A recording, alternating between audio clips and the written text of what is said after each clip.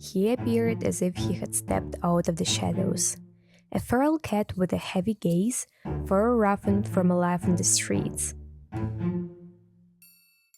And that unmistakable look that says, I don't trust anyone.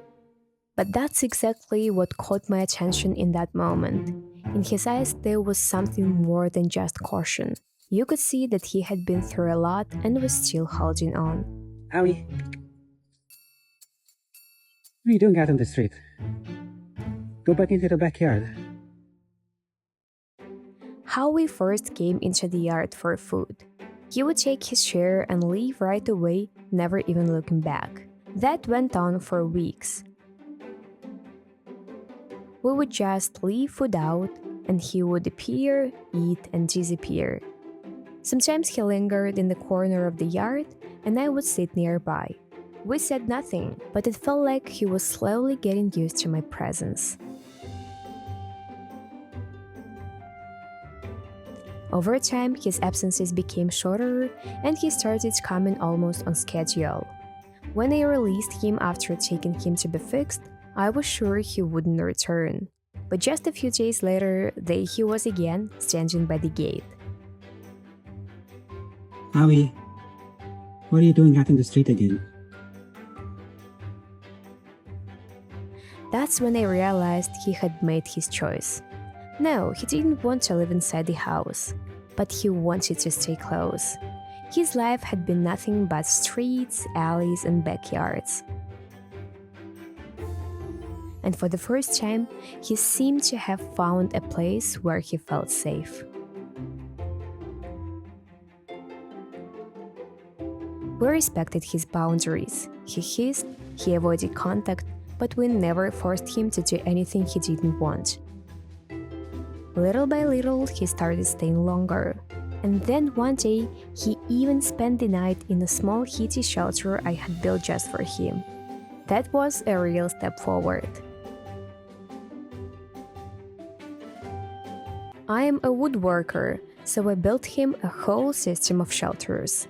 Several small houses with roofs and heating, so he could get through the cold and the rain. One even has an automatic heated bed that turns on and off depending on the temperature. Each house has cameras inside, so I can watch without disturbing him. I know where he sleeps, how he spends his time, and for me, it's the best way to be close to him without breaking his trust.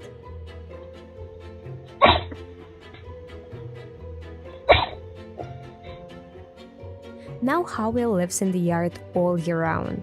Sometimes he comes into the storage room where he has his own little corner. But really, the whole backyard is his kingdom, and in it he is completely content. With time, I began to see things in him I hadn't noticed at first. Despite his tough appearance, he is incredibly kind. Howie gets along easily with the other cats who wander into the yard. He'll even walk up to them first, almost as if to say hello. It's amazing to see how a cat who spent nearly his whole life on the streets could still hold on to so much gentleness. At first glance, he might seem intimidating, maybe even aggressive. But the truth is, he is a gentle, cautious giant. We think he's about 8 years old, and honestly, we suspect that the entire local colony of black and white cats might be his offspring. He's the elder, the unseen leader of them all. And then, just recently, something happened that I had waited 2 years for. Howie took a treat straight from my hand. For me, that moment was a reward for all the patience and respect we had shown him. It felt like he was saying, I trust you. And that perhaps is the greatest gift I've ever received. Now he is our constant neighbor, a true part of our family. Even if we've never been able to pet him, we know he chose us. And I'm sure he sees us as his family too. If you enjoyed this story about Howie, don't forget to like, leave a comment, and subscribe to the channel to see more touching and inspiring stories.